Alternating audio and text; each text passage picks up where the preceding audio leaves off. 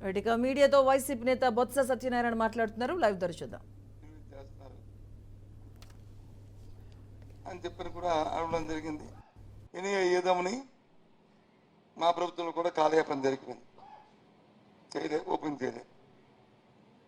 నేను ఇప్పుడు కోరుతుంది ఏంటంటే, నిజంగా మీకు విశాఖపట్నంలో భూ ఆక్రమణలో ఎవరు ఏది దోచుకున్నారో,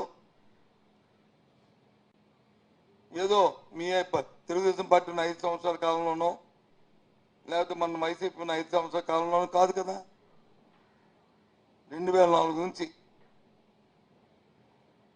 ముందు దాన్ని ఓపెన్ చేయండి. అది ప్రాథమికంగా మీకు ఉంటుంది.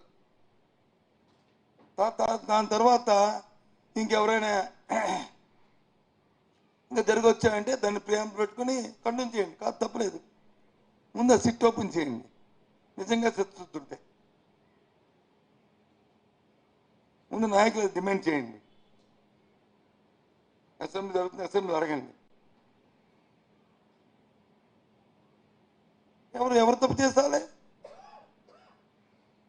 ప్రభుత్వ పెద్దలు చేస్తే ప్రభుత్వ పెద్దలు దానికి బాధ్యత అవుతారు. లేదు స్థానికంగా ఉన్న నాయకులు, శాసనసభ్యులు లేకపోతే స్థానిక నాయకులు ఏమైనా చేస్తే వాళ్ళు బాధ్యత అవుతారు. ఫైనల్గా విశాఖ ప్రజలకి, ఉత్తరాంధ్ర ప్రజలకి ఒక క్లారిటీ వస్తుంది.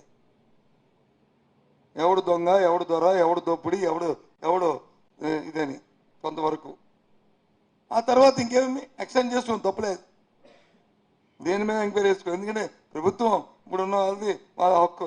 ఒక అపోజిషన్ వచ్చి వద్దు అంటే మానేస్తారు, మానరు కదా, చేసుకోవచ్చు కదా, చేయండి. విశాఖపట్నం ఉత్తరాంధ్ర రిజర్వేషన్ గురించి నేను అనొచ్చు. ఇప్పుడు సత్యబాబు గారు గొప్ప చెప్తాను, ఆయన మంత్రి ఉన్నప్పుడు ఎందుకు ఇచ్చేది నేను చెప్పాను కదా. నేను 2-3 సార్లు దీని మీద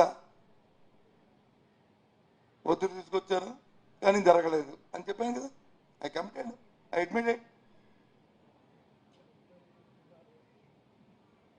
ఇప్పుడు ఓపెన్ చేయండి. అందులో ఎవరుంటే వాళ్ళు ఉంటారు. అప్పుడు రీల్స్ ఉండవు, అప్పుడు అభియోగాలు ఉండి ఇవన్నీ బయట పడిపోతాయి కదా. ఊరికి అంబిగ్యూటీ ఎందుకు? లాడికి తీసాడు, లీడికి తీసాడు, అలా పేరు, ఎల్లయ్య పేరు, పుల్లయ్య పేరు మనకెందుకు? ప్రాథమికంగా ఇప్పుడు ప్రేమ పరిస్థితి వస్తుంది కదా. తర్వాత దాన్ని పెట్టుకొని మెయిన్కి వెళ్తారు. తర్వాత ఒకవేళ నిజంగా ఎవరి మీదనే దర్యాప్తులో వాంటీలు పెడితే మన న్యాయస్థానంలో చూసుకుంటారు. లేదు వాస్తవం అయితే వాస్తవాన్ని దానికి తగ్గ ప్రతిఫలం అనిపిస్తారు. అంతేగాని రోజు మిమ్మల్ని పిలిచి ఆ పేపర్లు నింపుకోవడానికి రోజు ఎవరో ఏదో మాట్లాడటం, ఏదో రాసేయడం, లేని పని ప్రజలకు వచ్చి అపోలు